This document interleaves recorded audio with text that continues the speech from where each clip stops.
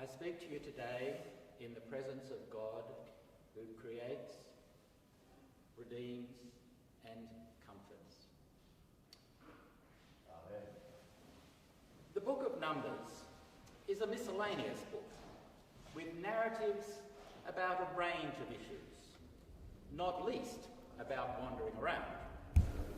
We hear just before today's excerpt that the riffraff, to use Alta's translation of Numbers 11:4, start to complain. So Moses cried out to God, "Why did you give me this bunch of whingers to lead?" Well, that's my translation of verse 12. God's answer was to share the load. God instructed Moses to find 70 leaders, and then God took some of Moses' spirit and shared it among the leaders. Maybe we could think of this as God taking some of Moses' leadership skills and sharing them out. Although I think that probably underestimates what actually was shared. Anyway, our excerpt today ends with verse 29, where Moses is not the least bit jealous about this sharing. Moses celebrates this action. Would that all of Yahweh's people were prophets, and that Yahweh would put God's Spirit among them. Essentially, what Moses is saying here can be paraphrased that power sharing is a good thing. A problem is easier to solve if the problem is shared. And wouldn't it be great if everyone was a leader, with the Spirit of God shining out from them? There are lots of people who share in leadership roles in this parish, and with lots of leaders we can get lots done, which makes the parish the vibrant place it is, hopefully more demonstrably so when the lockdowns end, hopefully later this year. So, what I want to share with you today is the problem of the parish's finances, and tell you some things that the parish leaders, the parish council and the wardens are doing about it, and what we are not able to do. To the context. The lockdown has naturally meant a reduction in plate giving. If you're not here physically, you can't give physically. We are hopeful that, as soon as we return, income will pick up to 2019 levels again.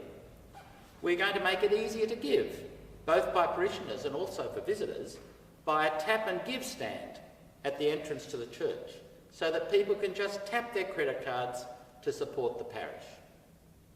We've been talking to the St Peter's Eastern Hill Charitable Foundation about how they might help assist the parish with major maintenance relevant to our mission to homeless people, so that the foundation accepts specified donations for that purpose. You'll see revised phrasing in our stewardship brochure to reflect that, and we'll be phasing out giving through the National Trust, which takes a percentage cut on donations, whereas the foundation doesn't. We've also chased external grants. We recently received a grant of $144,000 to help fix our leaking hall roof, but this only covers about half the cost. We'll be able to find the other half by using the balance of the Gina McPherson bequest. So the leaking hall roof example is a story of a partnership. The parish leadership hunted down the grant opportunity and did the work on the application, twice as it turned out, because our application last year didn't make the cut. But despite the work of the leadership team and the grant, the hall roof can only be fixed because of the generosity of a parishioner, dear Gina, who remembered the parish she loved so much in her will. So back to the problem shared discussion at the start of this homily. God didn't say to Moses, "You're it. It's all on your shoulders. Like it or lump it." What God said was, "Here, I will help you through this problem by sharing the load. One becomes 70. And this is what I'm urging today. The parish leadership can only do so much. We can't fix the parish finances on our own. We need you, the parishioners, to step up as well. In this week's parish newsletter, there is a request from Peter Griffin, our Treasurer, and me, inviting you to think again about your giving regime. We are asking you to think carefully about how much you can give to support the parish. Every little bit helps. Every little bit is important. The widow's mite is specifically commended by Jesus. Our draft 2021-22 budget includes an increase in parish ministry costs, setting us up to have a stipended ministry complement of 1.5 priests in parish ministry, in addition to Father Philip's work with the Lazarus Centre and our other non-stipended clergy. This means we all need to increase our giving to cover that increase in staffing, but we will all benefit from the increase in ministry too. We all get so much from St. Peter's. We all give so much too, in our time, in our fellowship, and in our prayers. I'm asking you today, though, to think of another way you give, through your financial contributions, and help us keep the parish going. This means working to find money to pay for the cost of maintaining our beautiful buildings, our choir, our hospitality, and our ministry.